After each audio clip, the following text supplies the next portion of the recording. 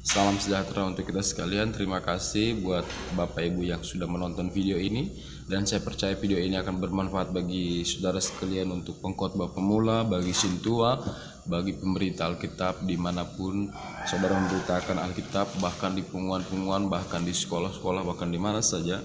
Maka video ini akan membantu saudara untuk boleh mengupgrade, untuk boleh meningkatkan kualitas khotbah. Kalau saudara memahami apa yang saudara khotbahkan, maka percaya diri saudara akan semakin tinggi.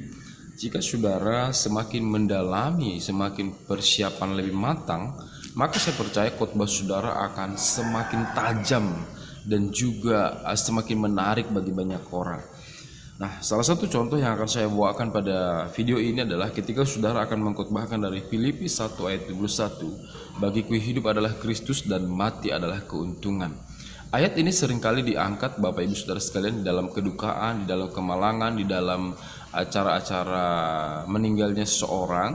Nah, tapi Bapak Ibu, satu hal yang paling penting kita ketahui bahwa Filipi ini ditulis oleh Paulus sewaktu dia di dalam penjara.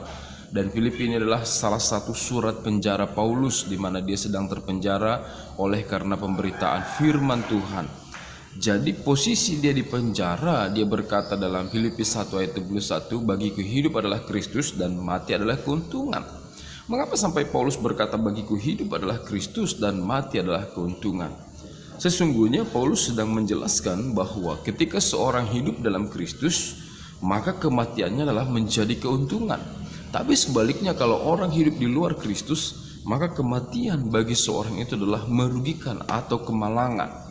Berarti saudara, kalau kita hidup dalam Kristus, maka matinya kita adalah keuntungan.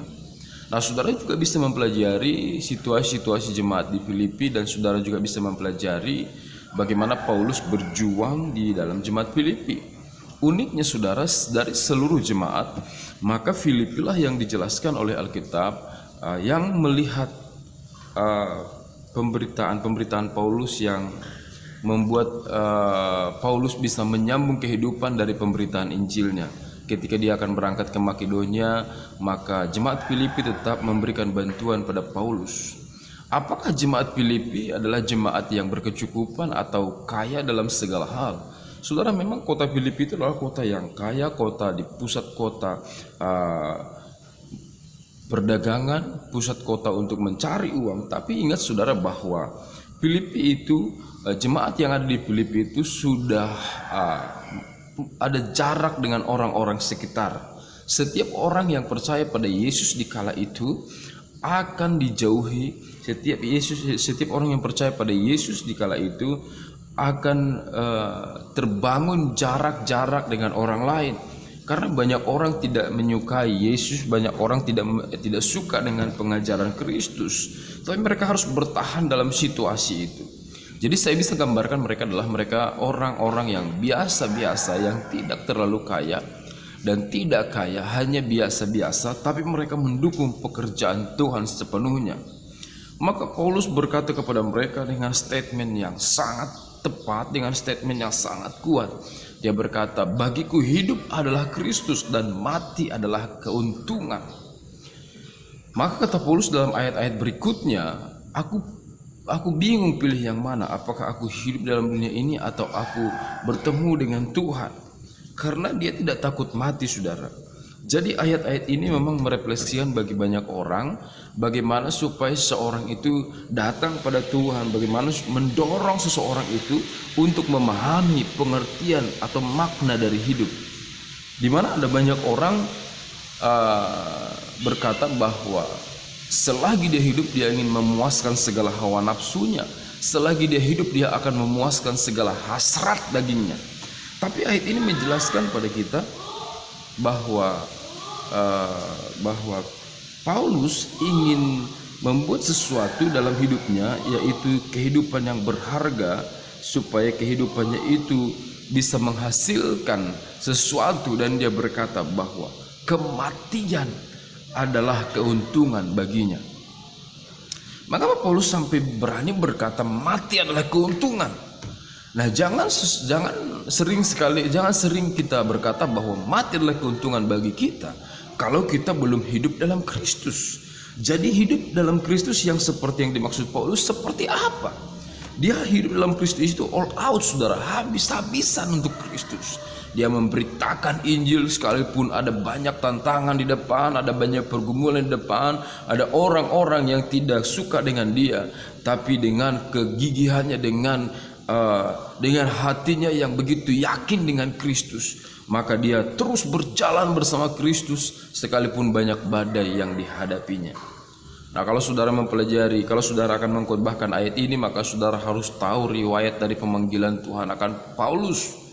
Tuhan memanggil Paulus ada di Kisah Para Rasul pasal 9, di mana di sana dia bertemu dengan Yesus. Kemudian Yesus memanggil dia, "Saulus, Saulus, mengapa engkau menganiaya aku?" Karena dalam Kisah Para Rasul pasal 7, kematian daripada Stefanus itu dalangnya juga adalah Paulus, yang dimana namanya sebelumnya adalah Saulus. Jadi ketika saudara akan mengkhotbahkan Filipi dari tulisan daripada Paulus, maka tulisan seseorang itu akan erat melekat dengan dirinya sendiri. Atau setiap perkataan seseorang, saudara, itu akan sangat berhubungan dengan situasi yang terjadi di saat itu. Nah, berarti Paulus adalah orang yang luar biasa, di mana Paulus dalam kesengsaraannya menurut ukuran secara dunia, dalam penderitaannya secara dunia, tapi dia sanggup berkata, "Bagiku hidup adalah Kristus dan mati adalah keuntungan." Saudara bisa bayangkan bagaimana seseorang berkata kepada orang-orang yang di luar penjara, yang tidak terpenjara, dan dia sedang berada dalam penjara, dan dia berkata, "Bagiku hidup adalah Kristus dan mati adalah keuntungan." Uniknya Paulus ini, saudara, dia bukan bebas seperti jemaat-jemaat Filipi, tapi dia bisa memotivasi orang-orang yang bebas. Dia bukan orang yang sedang berada di luar penjara, tapi dia bisa memotivasi orang-orang yang di luar penjara. Apa maknanya, saudara? Kalau saudara dalam sebuah ketertekanan, maka tidak ada alasan bagi saudara untuk tidak memotivasi orang lain.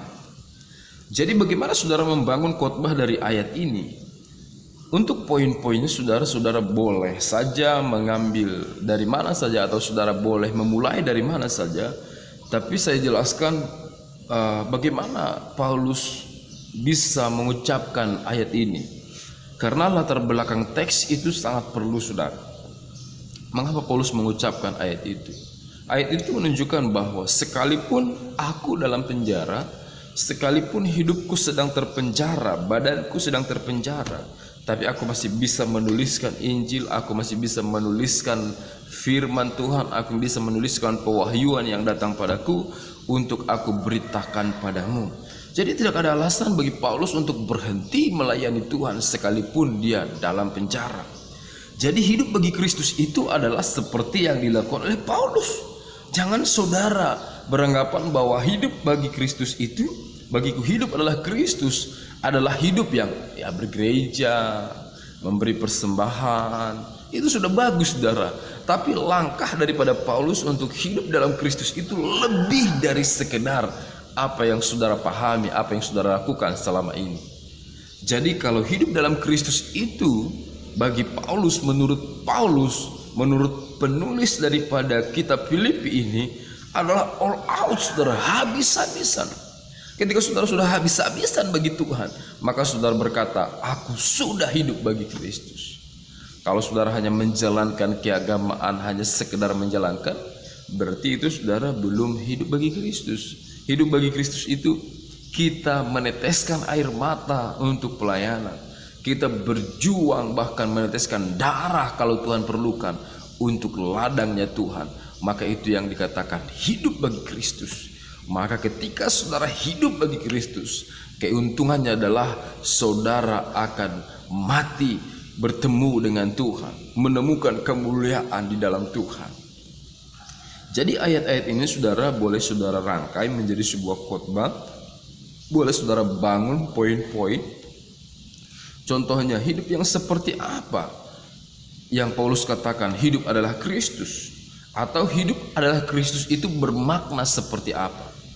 Contohnya, kalau yang pertama bermakna bahwa kita harus serius untuk menanggapi panggilan Tuhan.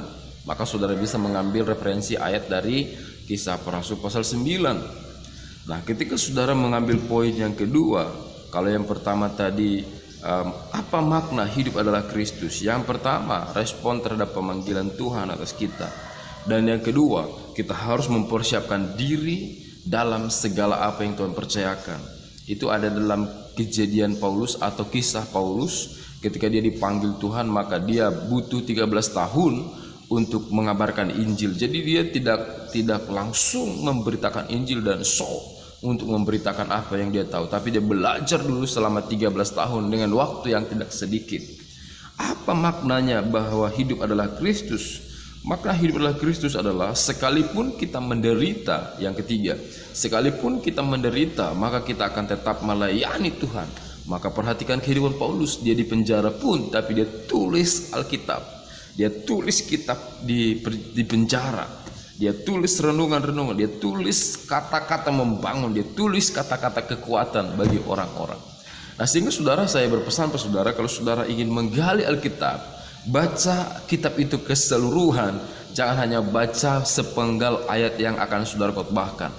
Karena kalau saudara baca mulai dari Filipi pasal 1 ayat 1 dan juga sampai Filipi pasal yang keempat sampai ayat yang terakhir, maka saudara akan menemukan kebenaran-kebenaran yang baru. Ingat, kita akan lebih percaya diri kalau kita menguasai bahan khotbah yang akan kita khotbahkan. Jadi jangan pernah mengkhotbahkan bahan khotbah yang tidak saudara kuasai. Jadi kuasai dulu. Ketika saudara akan mengkhotbahkannya, maka akan saudara semakin percaya diri, dan suara saudara bukan suara yang ragu-ragu.